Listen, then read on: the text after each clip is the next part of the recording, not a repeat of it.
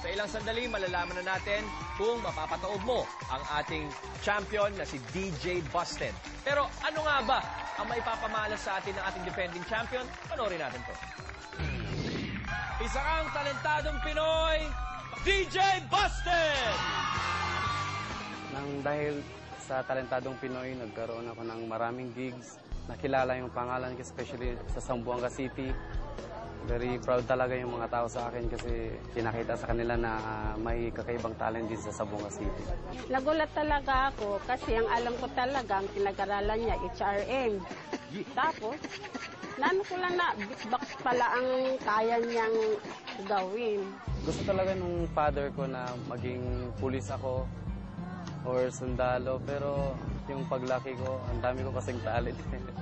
Kung buhay lang talaga ang tatay noon, talagang tuwa yun. Shooting for win number 3, here's the magic mouth of DJ Busted!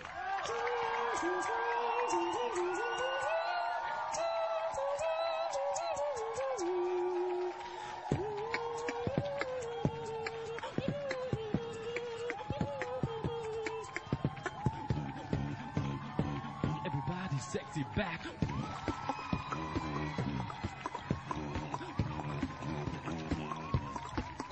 Bringing sexy, back, sexy back. Take it to the beach, dirty babe.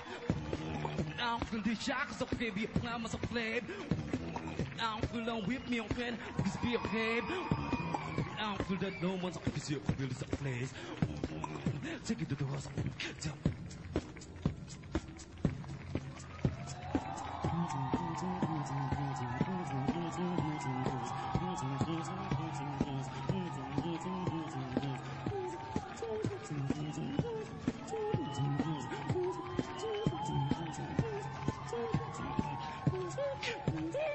Yo, go, everybody.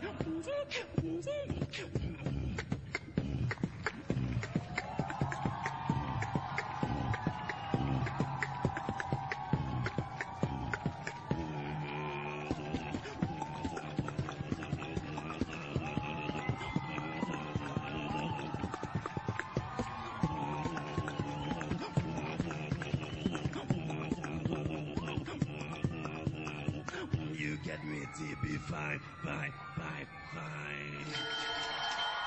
Hey! Two-time defending champion DJ Busted. DJ. Okay, Mo, you have a lot of experience with beatboxers. Yeah, I have a lot of friends that beatbox. You know, I've not seen you. This is my first time to see you. At sabi nila, you know, I think pangatlong beses mo na to, or is this your third? He's gunning for his third win. You're going for your third win. And usually with beatbox, pag tatlong beses na sinasabi mo, I saw it all na you're gonna lose to the yo-yo guy. You have no chance. And I was expecting very little kasi yun nga, pangatlong beses mo na. But now, you know, I tell you, may laban talaga. I think you have a very good chance of returning again. It's a very difficult skill. We all are excited by it. We're all wowed by it, and you deserve it. Ang galing mo talaga. So this is going to be a very good fight. It's a very good fight. Yeah. Thank you, Mo. Salamat. Okay, Yanni. Pangalawa or pangatlong beses mo na makikita? Pangatlo na. Pangatlo na. At hindi ako Kamusta nagsasawang yung registro pakinggan sa'yo siya. Iba't ibang klase ng estilo, iba't ibang tunog ang naririnig ko.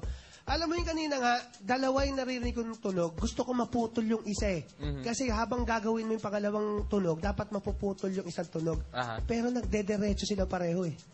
Apakahirap noon. Pero yung sinasabi kong laban, matinding laban yan. Kaya pagandaan. Direct. Why are you shaking your head, Direk? Ano ba? Dahil ba number 1 tayo eh, talagang gumagaling. Ngayon lang ako nakaranas, Ryan, sa buong ano natin na sobrang tindi ang labanan. I don't know where this is gonna go. And I know I'd be happy with either one winning, but you're good too. Grabe. I like the fact you started with the classical music in the beginning, and then this time around you changed beats. So talagang, and we heard more sounds out of that mouth of yours. I don't know, but the Yo-Yo Kid's good too. Hindi ba pwedeng split na lang nila yung 50 grand at 25-25? It's all up to the jury. Thank you very much, Talent Scouts. Okay, DJ Busted. You killed it, third time around. But that's according to our Talent Scouts. Tingnan natin kung yun ang desisyon din ng ating jury. At this point, DJ Busted, congratulations. Pero dito ka sa akin tabi, tatawagin natin ngayon ang iyong challenger, the Yo-Yo Tricker. Okay, Joshua, the Yo-Yo Tricker, and DJ Busted, kayong dalawa pa lang ang nakakapagpailing kay Direk Odi sa aming 4 na season. Pero sino ang mapalad na talentadong makakakuha ng basbas nating jury? Malalaman nyo na ang kanilang desisyon sa pagbabalik ng pinakamalaking talent show on air, ang Talentadong Pinoy!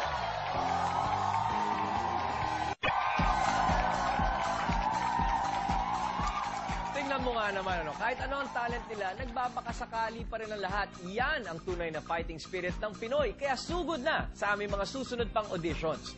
Ikaw, Nicolo, kamusta ba yung nangyari sa auditions mo? Kinabahan ka ba? Tita Ryan, hindi ako pinakagahan kasi hindi naman ako nag-audition eh. Oh, sino nag-audition? Ewan ko dito kay Tito Ranlo. Pag-gising ko, andito na kami sa TV side. Di ba? Parang magic. Pag-gising mo, nandito ka na, Hall of Famer pa kayo ni Tito Wanlu, di ba? Congratulations sa inyo. Pero eto na.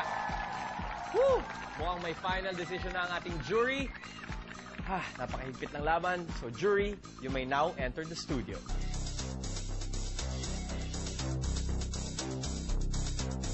Chairperson of our jury tonight is Lieutenant Colonel Romeo Bronner Jr., an AFP spokesman. Sir, meron na po bang desisyon ang ating jury? Yes, Ryan, we have a verdict. Thank you very much, sir. Very controversial and very difficult decision, I'm sure. Kami dito sa studio, habang nagtatabulate yung jury, gusto sana namin magpustahan. Pero ito na ang desisyon ng ating jury, and the jury's decision is always final. My left hand has 10,000 pesos. My right has 50. Lilinawin ko lang, DJ Busted, kung sakaling ikaw ang manalo, third time mo na, 150,000 pesos na ang magiging total mo kung ikaw manalo at babalik ka ulit next week to try for a 4th win. Now, Yo-Yo Tricker, for sure, you have 10,000 pesos for tonight, but pag natalo mo si DJ Busted, kukumpletuhin ko yung premyo, gagawin kong 50 mil, and I will give you a chance to come back next week para depensahan ang iyong corona bilang Talentadong Pinoy kung matalo mo ang iyong champion. Audience, pag dinaan natin sa palakpakan ito, sino ang para kay DJ Busted? Sino ang para kay Yo-Yo Tricker? Tabla ang laban kahit sa audience. Jury, we appreciate your decision. Alam naming napakahirap, pero eto na. Ang Talentadong Pinoy ngayong gabi na babalik next week para depensahan ang kanyang corona at mag-uwi ng 50 mil ay walang iba kundi si...